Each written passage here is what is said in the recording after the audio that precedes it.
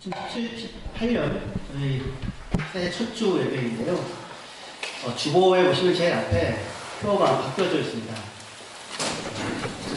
2018년을 맞아서 함께 지어지고 함께 자라가라 라고 하는 표인데요. 에베소서 2장 21절에서 22절까지의 말씀 근거하여서 저희 표를 잡았습니다. 작년 저희 교회 표가 이 성전을 헐라 내가 사흘 동안에 일으키리라 했죠. 그래서 무너져야 할 것이 무너지고 세워져야 할 것이 세워지는 그런 한 해여야 하는데, 작년에는 뭐가 무너져야 하는지 많이 살펴보았고, 그리고 세워져야 하는 것이 무엇인가까지 알아본 것 같습니다.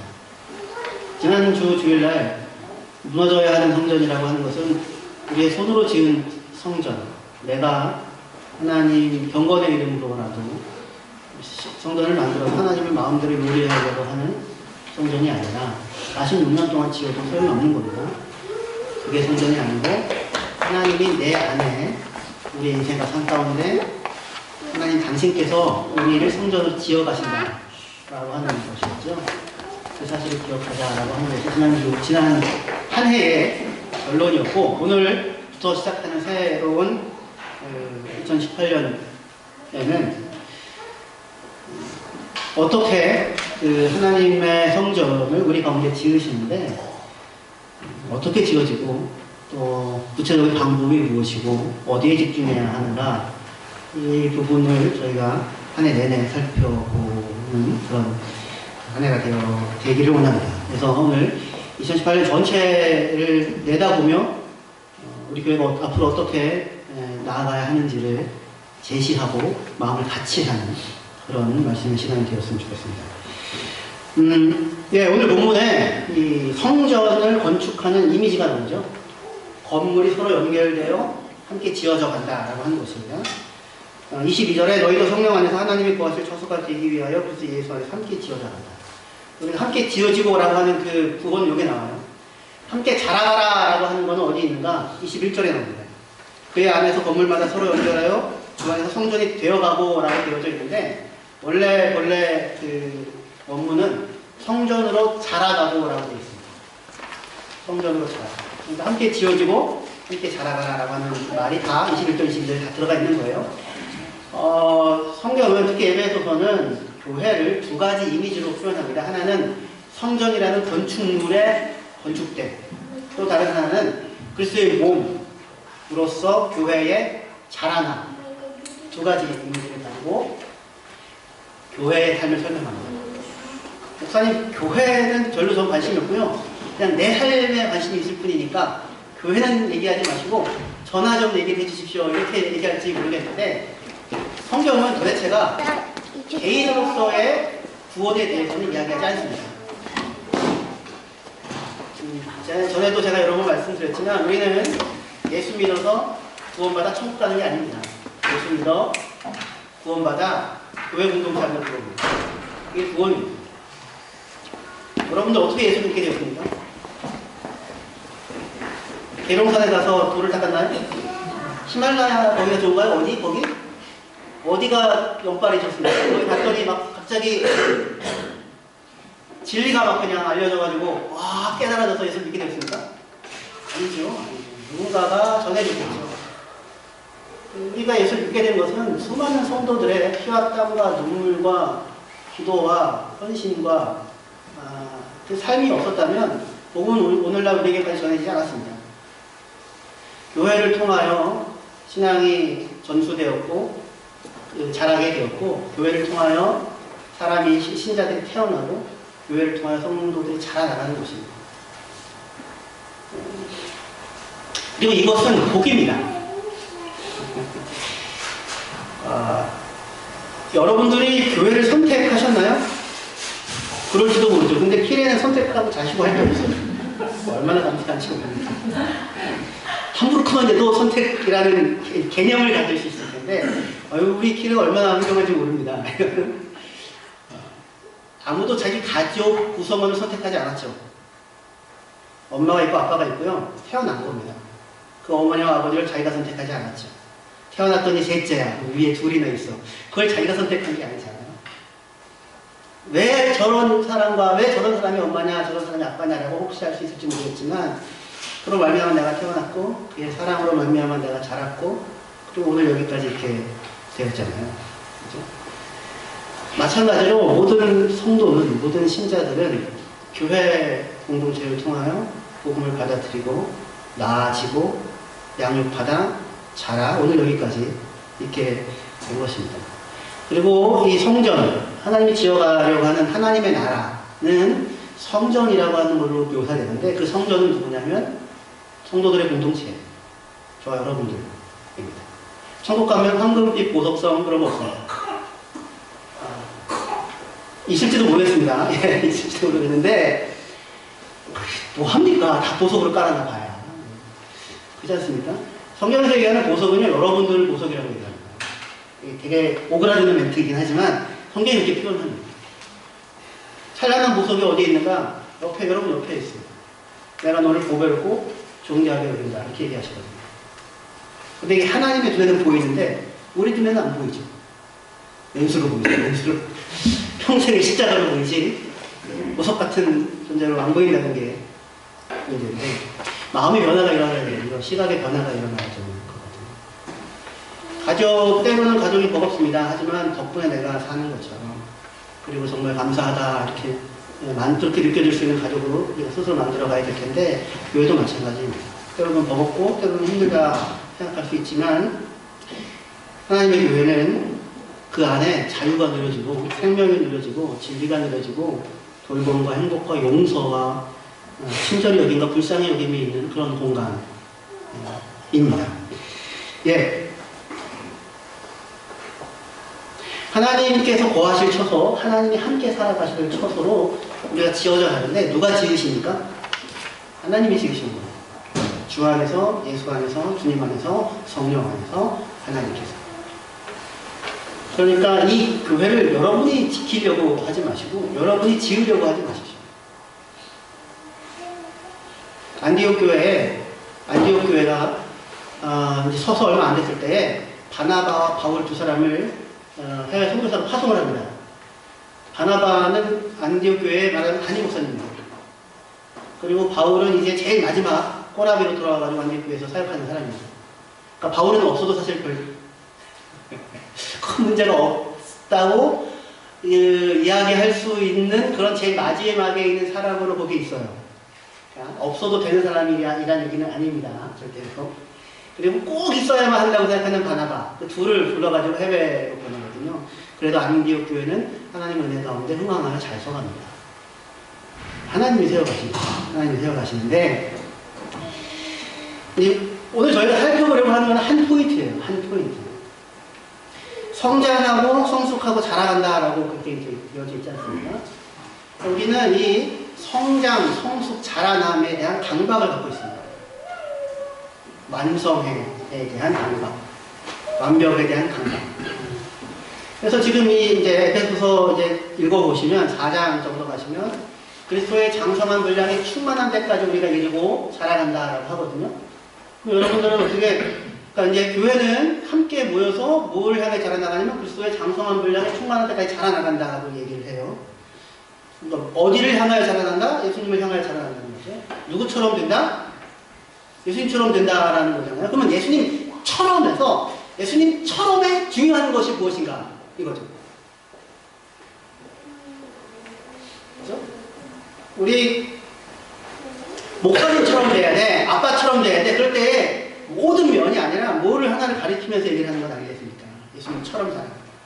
우리는 성경에서 제시하는 그리스도의 장성한 분량의 충만함까지 자라가라고 하는 것을 내 나름의 이미지를 가지고 상상을 합니다.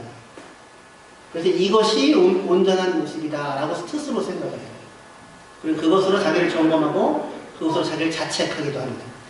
그런데 정작 성경에서 얘기하는 장성한 분량의 충만함이 무엇인지라는 핀트가 안 맞는 경우들이 아주 많다라는 것입니다.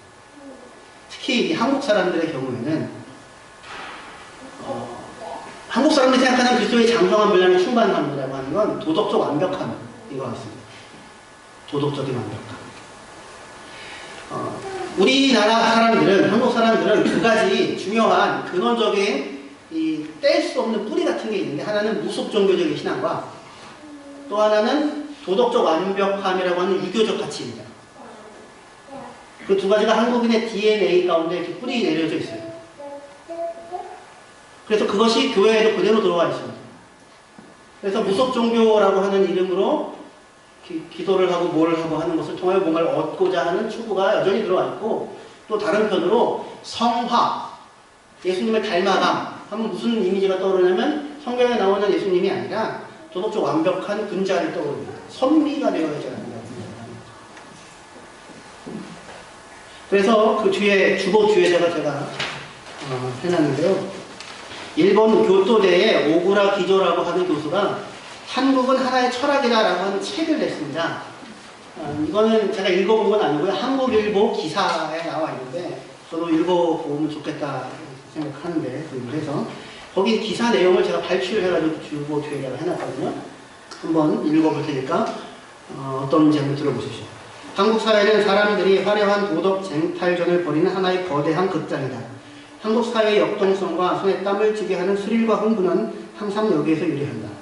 한국은 사회 전체가 주자학이고 한국인의 일거수일투족이 주자학인 곳이다. 이유는 단 하나다. 오직 하나의 완전 무결한 도덕. 이치로 이로 모든 것이 수렴된다는 원칙이 여전히 작동하는 사회이기 때문이다. 뛰어난 운동선수나 가수라고 해도 경기 성적이나 노래 실력만으로는 평가받지 못하고 자신이 얼마나 도덕적인가를 국민들에게 납득시킨 후에야 비로소 스타가 될 수 있는 사회다. 누가 먼저 더 높은 도덕적인 위치를 차지하느냐의 싸움이 일상적으로 벌어지기 때문에 올바르다, 제대로, 바람직하다와 같은 질서를 지향하는 말들이 난무하고 대량으로 소비되는 사회다. 한국의 가치관, 이념, 이데올로기, 종교 같은 것이 하나밖에 없다는 의미가 아니다. 겉으로는 아무리 다양해 보여도 도덕적 완벽성에 대한 강박, 그 강박 간의 투쟁이라는 기본 구조는 똑같기 때문이다. 무슨 얘기인지, 연예인들과 운동선수들에게도요, 뭐가 요구됩니까? 도덕성이 요구가 됩니다. 당연히. 그래서 도덕적으로 훌륭한 사람이라고 하는 것이 인정되어 인기를 얻게 됩니다. 그러니까 아무리 인기가 있어도 인간성이 그렇지 않다라고 하는 것이 되면 얼굴을 내밀 수 없는 사회가 한국 사회라고 하는 거예요. 도덕적 완벽함에 대한 추구가 다 있습니다. 그러니까 이 일본 분이 8년 정도 한국에 살면서 한국 사회를 이렇게 생각을 했죠. 이상한 사회다. 하나의 철학이 내가 집어지고 있는데 다 모두가 다 도덕적인 완벽함을 주장하고 지향하고 살고 있다. 그것으로 끊임없이 자기를 점검하고 자기를 학대하는 이상한 사회. 그래서 앞으로 계속해서 전진해 나가긴 하는데 아무도 행복하지 않는 지극히 경쟁적인 사회다. 이렇게 얘기합니다. 촛불혁명 같은 것도 이러한 한국의 국민성 때문에 가능했다고 보여집니다. 일본 사람들 같은 경우에는 자기의 처지와 조건이 어떠냐에 따라서 거기에 만족하고 그냥 살아가는 편이다. 근데 한국 사람들은 예를 들면 능력은 차이가 다 있잖아요. 출생 신분도 다 차이가 있죠. 하지만 그래서 벗어날 수 없는, 넘어갈 수 없는 그 한계가 항상 있는데 뭐는 한계가 없냐면 도덕적 완벽함에 대한 추구와 요구는 한계가 없잖아요. 누구나 다 할 수 있잖아요. 그래서 그것 하나로 자기 자존심을 삼고 이 땅을 살아가고 있는 이상한 민족이다라고 이야기를 하고 있는데 저는 상당히 공감을 하는 부분이 있습니다. 그러니까 이 한국인이 그런 생각을 가지고 있으니까 나쁘다가 아니고요. 그냥 그래 먹었다 이겁니다. DNA에 새겨져 있어서 뿌리 깊은 샤머니즘에 대하여 불교가 아무리 몇천 년 전에 들어와도 무속 불교가 되어지는 것과 같이, 그리고 유교적 가치가 지금도 주자가 존숭받는 나라가 하나 있다면 조선이다 이렇게 되는 거잖아요. 그게 우리나라에도 여전히 지금도 있는 거거든요. 그러니까 한국 사람들이 이것을 가지고 살고 있기 때문에 교회에 오는 성도들도 일단은 뭐예요? 한국 사람이죠. 그렇죠? 그러니까 한국적인 생각으로 가치를 가지고 살아간다고 하는 것입니다. 그런데 과연 성경에서 얘기하는 성숙과 장성함, 충만한 분량이라고 하는 것이 그런 도덕적 완벽함이라고 하는 것이겠는가 살펴보고자 하는 것입니다. 에베소서 4장 13절에서 16절인데요. 여기 읽기 전에 우리는 그래도 이렇게 합니다. 매일같이 큐티를 하시잖아요. 한국 교회 또 큐티를 얼마나 열심히 하는지 모르겠습니다. 저희 교회도 올해 제일 중요한 목표 중에 하나가 전 성도가 열심히 큐티를 하자 이겁니다. 열심히 큐티를 하자 이건데, 한국 사람들은 큐티를 해도 항상 뭘 하냐면 스스로를 돌아보고 스스로를 점검하는 큐티를 합니다. 내가 지금 잘못하고 있는 것이 무엇인가? 내가 무엇을 해야 하는가? 그래서 도를 갖습니다. 도를. 항상 자기를 돌아보고 항상 자기를 점검하고, 그래가지고 성경을 읽으면 마음이 편해지고 은혜를 받고 기분이 좋아지는 것이 아니라 스스로를 계속해서 정죄하는 그런 사실은 일 패턴을 반복하게 되는 것 같습니다. 그래서 항상 성경을 보면서 뭔가를 깨달아야 하고 깨달은 걸 적용을 해야지만 된다고 생각하는 감각이 있어요. 그렇게 해야지 뭔가를 내가 발전하고 앞으로 나아가고 있다라고 생각을 하게 되거든요. 근데 모든 본문에서 그럴 수는 없잖아요. 목사님이야 뭐죠? 그 족보를 읽으면서도 은혜를 받지만 여러분들 우리는 그렇지 않지 않습니까?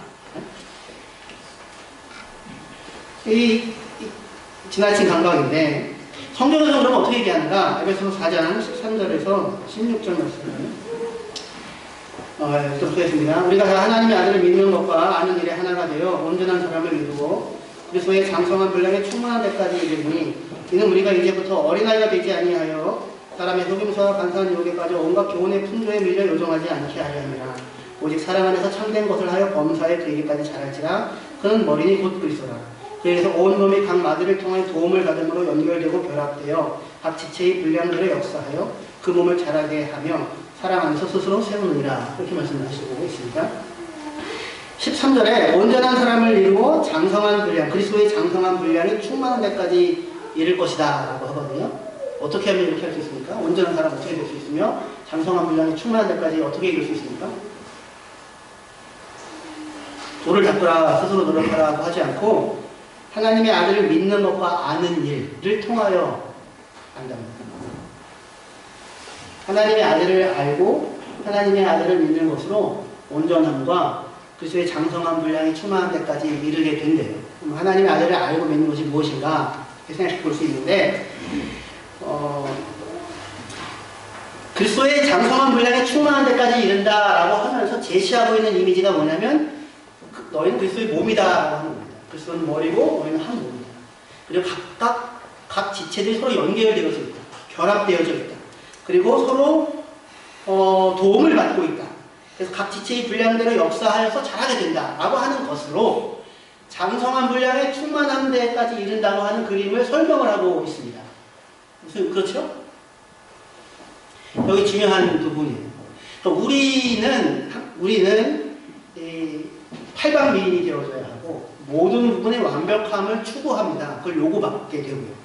근데 성경에서 얘기하는 장성한 분량의 충만함, 온전함이라고 얘기하면서 제시하는 것이 뭐냐면 너희는 각 부분이다.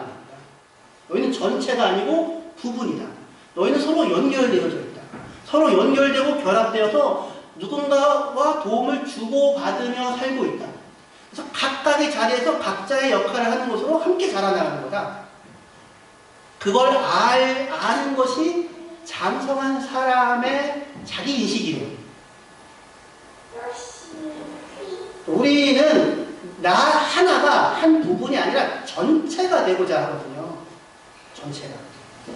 흠없는 어린 양, 우리 그리스도에 대해서 거룩하고 흠이 없어라고 하는데, 거룩하고 흠이 없어야 된다고 얘기하는데, 거룩은 뭐예요? 하나님께 속해 있다는 겁니다. 하나님의 자녀다라고 하는 게 거룩이에요. 흠이 없다는 건 뭡니까?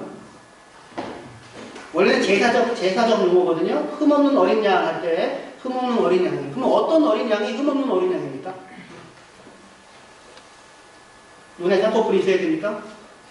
팔다리가 길고 털빛이 유난하고 달라야 됩니까? 뭐가 흠없는 목소리, 우는 소리가 달라. 왜 이게 감동을 주는 목소리여야 됩니까? 나중에 자기를 희생하여서 좋은 맛을 내는 그런 것이어야 흠없는 어린 양입니까? 도대체? 그런 차원이 아닌 거죠. 우리 한국 사람들이 갖고 있는 완벽함의 요구로 스스로를 끊임없이 점검을 하는데 성경적이지 않다 이겁니다. 여기서 지금 그리스도의 장성한 분량의 충만함을 이야기할 때에 전체가 아니고 부분이라고 얘기합니다. 서로 연결되어져 있고 결합되어져 있고 서로 도움을 주고받고 있어서 누구의 도움이 아니면 절대로는 혼자 할 수 없는 불완전한 존재다라고 얘기를 한단 말이에요. 그래서 몸이라고 하는 게 그렇잖아요. 어디가 고장나면 잠시 쉬어도 되는 거죠. 다른 몸들이 대신 감당을 해주면 되는 거니까. 그리고 회복시켜야 하는 거죠. 넘어질 수도 있고 약할 수도 있는 거죠. 실수할 수도 있고 실패할 수도 있는 거죠. 병이 날 수도 있는 거죠. 근데 서로가 같이 있음으로 말미암아 다시 회복할 수 있는 것이 몸이죠. 그러니까 이러한 지금 이 모습을 그리스도의 장성한 분량에 충만할 때까지 이르는 그 길로서 그림으로 제시를 하고 있는데, 그러니까 이 장성한 자들과 다른 사람들로 얘기되는 게 어린아이입니다. 그죠? 어린아이. 몇 절이죠? 14절. 이는 우리가 이제부터 어린아이가 되지 아니하여 사람의 속임수와 간사한 유혹에 빠져 온갖 교훈의 풍조에 밀려 요동하지 아니하려 함이라. 한국은 정말 세미나가 많습니다. 온갖 교훈들이 난무합니다.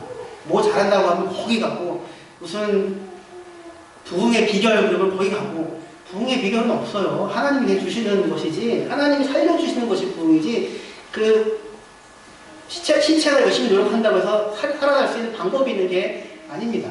그렇잖아요. 근데 온갖 세미나들이 교훈의 풍조에 밀려서 여기저기 왔다 갔다 하는데, 어린아이처럼 되면 안 된다고 얘기해요. 어린아이는 특징이 뭐냐면, 사람의 속임수와 간사한 유혹에 빠진다. 사람의 속임수라는 말은 주사위 놀이를 하는 거라고 제가 한 30번쯤 얘기했던 것 같은데, 주사위 놀이를 하는 거라고. 그러니까 뭐예요? 야바이죠, 야바. 그러니까 잘 찍어서 이따만큼 얻는 거. 그거예요. 그러니까 무언가를 얻기 위하여, 아웃풋을 얻기 위하여 정당한 인풋을 넣어야지 아웃풋이 나오지 않겠습니까? 넣는 만큼 나오면 다행이죠. 넣는 것보다 훨씬 덜 나올 때가 훨씬 많죠. 내가 왜 이 고생을 하고 있나? 아직도 그러고 있으면 사실은 살게 되잖아요. 근데 아이들은 그렇게 생각하지 않거든요. 아이들은 이게 어디서 떨어졌는지 모르는데 떨어져 있거든요. 그래서 내가 얻고자 하는 것을 얻기 위하여 무엇을 집어넣어야 하는지를 감이 없이, 이것 하면 이걸 얻을 수 있어. 이렇게 큰 걸 얻을 수 있어. 이거 집어넣으면 이렇게 큰 걸 얻을 수 있어. 이렇게 자꾸 얘기를 한다는 말이에요. 그러니까 성화든지 거룩이든지 이런 것들도 지금 모든 교회들도 마찬가지지만, 이렇게 하면 뭔가 더 대단한 걸 얻을 수 있어 라고 사람들을 유혹을 하는 것인 거죠.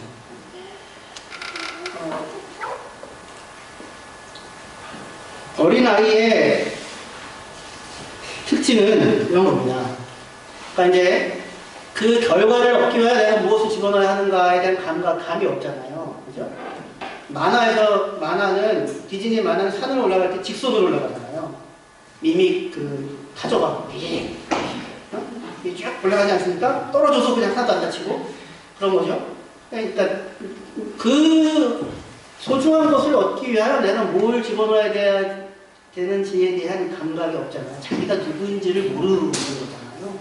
그래서 어린아이는 자기가 다 할 수 있다고 생각합니다. 그냥 하기만 하면 다 할 수 있다. 저도 그랬거든요. 저도 20대 때는, 저는 지금 제 나이가 되면 박사학위가 한 10개쯤 됐습니다. 저희 상상속에서. 근데,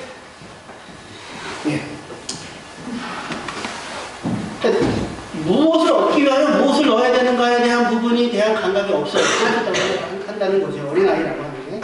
그래서, 바이샤의 기도라고 제가 기억을 합니다. 인터넷 찾아보니까 안 나오던데, 제 기억으로는 정채국 씨 소설집에 나오고, 무슨 웨스트민스터 사원의 무덤 밑에 이 문구가 있다고 아무도 확인해보진 않았지만 전해져 내려오는 그런 기도가 있다고 하는데, 여러분들도 잘 알 수 있는 기도예요. 바이샤의 기도라고 제가 기억하는 기도는 이런 겁니다. 나는 20대 때 이렇게 기도했다. 세상을 변화시킬 수 있는 힘을 달라. 난 30대 때 이렇게 기도했다. 우리 나라를 변화시킬 수 있는 힘을 달라. 나는 40대 때 이렇게 기도했다. 내 가정을 변화시킬 수 있는 힘을 달라. 나는 60대가 되어 이렇게 기도했다. 또는 50대가 되어 이렇게 기도했다. 나 자신을 변화시킬 수 있는 힘을 달라. 내가 이 기도를 일찍부터 했다면 지금 나는 조금 다른 삶을 살 수도 있었을 텐데. 라고 하는 그런 유명한 기도예요. 무슨 얘기인지 아시죠? 20대 때는 온 세상을 다 변화시킬 수 있을 것이라고 생각합니다. 나이가 들어갈수록 내가 나 하나를 바꾸지 못한다는 것을 알게 됐어요. 처음엔 절망스러웠는데 이제는 절망스럽지도 않아요. 내가 나 하나를 바꿔가지 못한다고 하는 사실을 알게 돼요. 또 어른이 되어가는 거죠.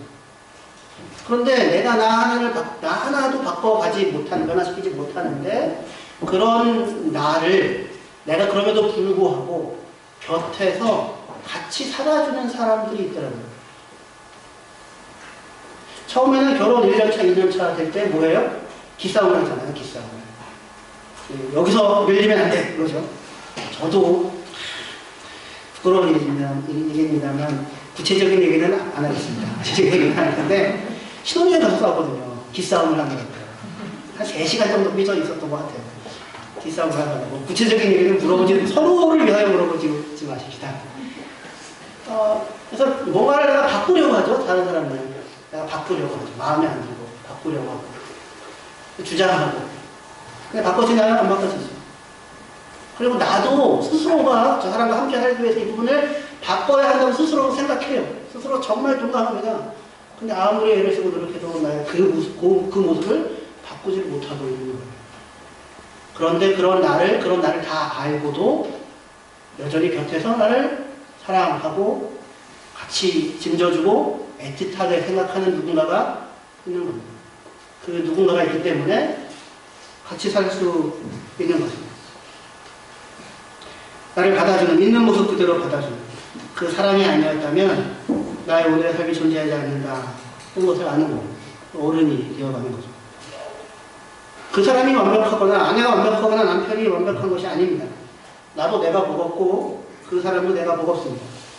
또 그 사람도 자기 자신이 버겁고 사실 나를 감당하는 것이 버거운 일이기도 합니다.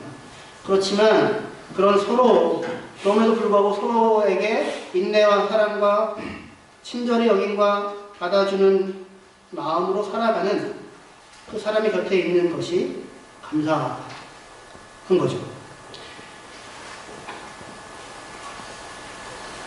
그래서 에베소 4장 31절에서 32절 이렇게 갑니다. 장성한 자에 대한 이야기를 하면서 에베소 4장 31절에서 32절입니다. 같이 읽을까요? 시작. 너희는 모든 악독과 요한과 불명과 떠드는 것과 비방하는 것을 모든 악과 함께 버리고 서로 친절하게 하며 불쌍히 여기며 서로 용서하되 하나님이 그리스도 안에서 너희를 용서하시리라. 악독, 요한, 분냄, 떠드는 것, 비방하는 것, 악의, 이거는 다 자기가 하고 싶은 대로 사람을 바꾸려고 사실은 하는 것이고, 내가 옳고 내가 정당하다고 하는 억울한 가운데 이 일들이 나오게 되거든요. 그런데 스스로도 스스로를 어떻게 할 수 없는 나를, 그런 나를 사랑하고 옆에서 같이 살고 있는 그 사람을 보며 미안함과 고마움과 감사한 마음을 가지고 서로에게 친절하게 하고 불쌍히 여기고 서로 용서하고 살아가는 것. 그것이 어른이 되어가는 일입니다. 우리가 어렸을 때는 보는 것이 어린아이와 같고 듣는 것이 어린아이와 같다가 장성한 자가 되어서는 어린아이의 일을 버렸는데 그 어린아이의 일이 뭐예요? 어린아이의 일이 아니라 장성한 자의 일이 뭐예요? 오래 참고 공유하고. 그러니까 완벽무쌍한 존재가 되라는 이야기가 아니라 자신의 한계와 연약함을 알고 그런 자기를 옆에서 도와주고 짐져주고 서로 소통하는 사람으로 있어주는 누군가 한 사람이 참 귀하다라고 하는 것을 알고 살아가는 것이 성장이고 성숙이라고 하는 것입니다. 그러니까 성경이 제시하는 완벽, 장성함이라고 하는 것이 아주 다른 거죠. 32절에 서로 친절하게 하며 불쌍히 여기며 서로 용서하기를 누구처럼 하라? 하나님이 그리스도 안에서 너희를 용서하신 같이 하라. 하나님이 우리를 용서하시고 우리를 되게 친절하시며 우리를 불쌍히 여기시잖아요. 우리가 누군데요? 우리가 죄인인데요. 그죠? 이것이 하나님의 장성하심에 그리스도의 장성함에 참여하는 것입니다. 그러니까 이제 앞으로 나는 장성한 자가 되겠다. 용서하고 다니리라. 이거는 아닙니다. 이거는 똑같은 일이고. 우리가 우리 자신 안에 스스로 도덕적인 완전성에 대한 추구는 유대인이 제일 많이 했습니다. 율법을 따라서 제일 많이 했어요. 바울도 제일 많이 그렇게 했습니다. 한국 사람도 그래서 기독교 복음의 반응을 쉽게 하는 부분이 있는 것 같아요. 근데 그렇게 또 좀 완전성을 추구하면 추구할수록 나와 너가 구분되고 거룩한 나와 더러운 너가 나누어지게 됩니다. 그게 유대인의 자리예였어요. 그것을 거룩으로 알았습니다. 하지만 거룩은 그런 것이 아닙니다. 거룩과 의로움은 본래가 하나님께만 있는 거거든요. 사람에게는 없어요. 사람은 아무리 해도 거룩과 의는 안 만들어집니다. 노력해가지고 스스로를 점검해서 거룩이 안 생겨요. 거룩과 의는 어디에 있는가? 하나님에게만 있어요. 그 하나님의 사랑 안에 붙잡혀진 사람이 거룩한 사람입니다. 하나님의 의를 믿게 되어진 사람이 의로운 사람이에요. 의인의 길은 여호와께서 인정하시나 악인의 길은 망하리로다 라고 하는 시편 1편을 들으면 우리는 나는 의인인가 나는 악인인가 이렇게 생각한다고요. 그죠? 그래가지고 스스로를 그래서 쟤보다는 내가 의인 아닐까? 쟤보다는 내가 악인 같다. 이런 것으로 생각을 한단 말입니다. 그 기준이 다 자기 스스로의 자기 점검, 자기 도덕적 완전성 나름의 기준들이거든요. 근데 성경에서 얘기하는 의인과 악인은 그런 게 아니에요. 의인의 길은 하나님께서 인정하시나 악인의 길은 망한다. 그게 아니고요. 우리 한국 사람은 그렇게 읽으면 다 오해해서 읽게 돼요. 거꾸로 읽어야 돼요. 여호와를 인정하는 사람이 의인이고 여호와를 인정하지 않는 사람이 악인인 거예요. 그러니까 망하는 거죠. 하나님이 없으니까. 하나님 인정하지 않으니까. 무슨 이야기인지 에베소서 1장 1절에서 2절 에베소서 저희가 지금 보고 있는데요. 이 바울이 전해주고 있는 편지의 수신입니다. 하나님의 뜻으로 말미암아 그리스도 예수의 사도된 바울은 에베소에 있는 성도들과 그리스도 예수 안에 있는 신실한 자들에게 편지하노니 하나님 우리 아버지와 주 예수 그리스도부터 은혜와 평강이 너에게 있을지어다 합니다. 바울이 지금 에베소서라는 편지를 쓰고 있어요. 누구에게 쓰고 있습니까? 에베소에 사는 성도. 근데 그 성도를 뭐라고 부릅니까? 그리스도 예수 안에 있는 신실한 자들이라고 불러요. 그 사람들이 수신인이에요. 수신인. 그러니까 편지를 받았는데 편지 받는 사람 홍성일이라고 써있으면 누가 받아야 됩니까? 제가 받아야 되는 거죠. 다른 분들이 열면 안 됩니다. 그죠? 여기 지금 수신인이 에베소에 있는 성도와 신실한 자라고 되어져 있어요. 그죠? 그러니까 여러분들이 스스로 신실한 자가 아니면 이 편지의 수신인이 아닌 겁니다. 그죠? 열지 마세요. 안 부르고. 여러분 스스로 생각할 때 어떻게 그리스도 예수 안에서 신실한 사람입니까? 우리 교회에 누가 신실한 사람이 있습니까? 조규성 기사님? 신실한 사람이죠? 믿음이 안 갑니까? 이 신실하다, 착하고 충성된 놈할 때 충성이라는 말도 다 이 신실하다 같은 얘기예요. 다 같은 얘기인데 우리 한국 사람들은 여기 반응을 못 보인다고요. 반응을. 독일 사람들은 안 그래요. 어떻게 하냐고요? 성역 공부 모임에서 모든 독일 사람들이 안 그렇다는 게 아니라 제가 만났던 성역 공부 모임에서 독일 사람은 안 그렇더라고요. 이거 일반화시킬 수는 없으니까. 우리는 다 자신이 없어요. 여기에 대해서. 신실한 사람들. 그러면 난 신실하지 않은데, 나는 경건하지 않은데, 나는 거룩하지 않은데 이러고는 빼고 있다고. 그러면서도 속으로는 다 뭘 추구해요? 도덕적인 완전성을 추구하고 쟤보다는 낫다. 이런 생각 속에서 자유를 누리지 못하고 산다고요. 교회에 와서 그리스도 하나님 아버지와 우리 주 예수 그리스도부터 은혜와 평강이 너희에게 있을지어다 라고 하면 그걸 아멘 하고 받으면 되잖아요. 근데 그렇죠. 근데 우리는 은혜와 평강이 좋기는 한데 나는 그걸 받을 수 있을 만한 신실함이 없는 거죠. 스스로 완벽하지 않으니까. 그래가지고 못 갖고 있단 말입니다. 근데 그것이야말로 오히려 자기가 자기 스스로를 세워가는, 스스로 만들어내는, 놓는 성전이에요. 거기에다가 하나님을 담으려고 하는 거거든요. 근데 하나님은 아니래요. 아니랍니다. 수고하고 무거운 짐진 자들아 다 내게로 오라. 죄인들을 불러 구원하여 하나님이 우리와 함께 하신다가 그 구원의 약속이잖아요. 그럼 신실한 사람들은 누구냐? 하나님의 신실하심을 만난 사람. 하나님의 신실하심에 붙잡힌 사람.